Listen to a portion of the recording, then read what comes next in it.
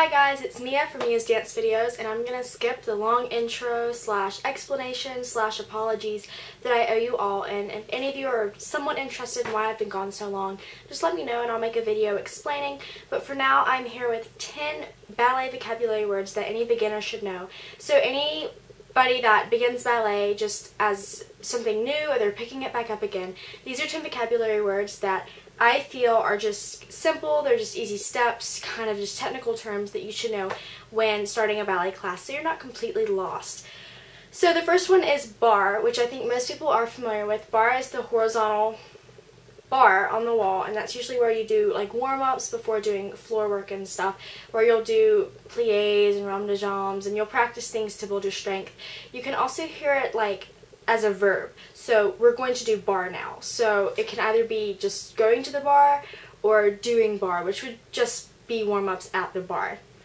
The second one is bourrée, which is defined as quick steps, and I'll put a video right here so you can see what it looks like. So bourrées are used a lot in just a form of movement in ballet. It's just a quick form of movement for turning, just to look pretty really, and it's just something that you tend to do. I remember doing it at a very, like 5 or 6 years old. So it's just something you do at a very young age, and you do throughout, the many years you might do ballet. And then chassé, which is kind of like a skip. The definition was a slide done with both legs bent. I think that's a really, really bad definition. It's kind of like a skip, but you don't change legs. It's not common to change legs. So I'll insert a video here so you can see.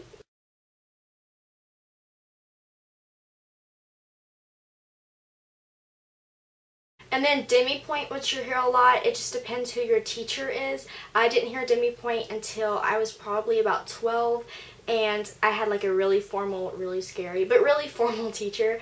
Demi-pointe is basically just regular ballet, not on pointe. So most of you are probably familiar with what pointe is. Pointe's when you're on your tippy toes and pointe shoes. So demi means half, so demi-pointe halfway. Passé is when your foot is on or near your knee. So it's used in turns, it's used in fluid movements, it's used in a lot of different combinations and such in ballet. So I'll insert a picture here so you can see what it looks like.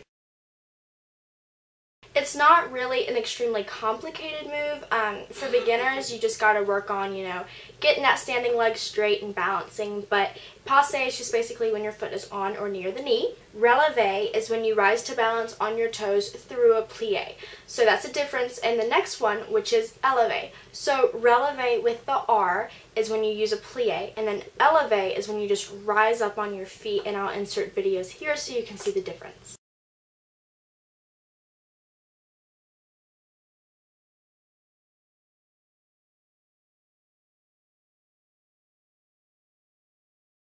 A pirouette, or as a lot of people hear them, a pirouette turn, is a controlled turn on one foot, and I think you hear the term pirouette a lot, especially in writing, like he pirouetted down the sidewalk. It's a very fluid turn.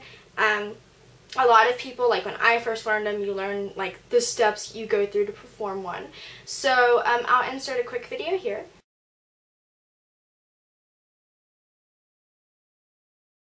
Number 9 is a plie, so that's basically, I've already mentioned plie with relevé, so that's just a bend of the knees. It's very smooth and continuous. You'll do them a lot at bar. You'll do them in the 5 positions, first, second, third, fourth, fifth positions.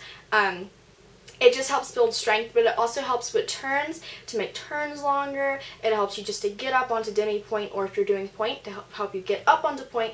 It uses a lot of leg muscle, and it's just a very, very common movement in ballet, and it's something you learn from, when I started when I was 3.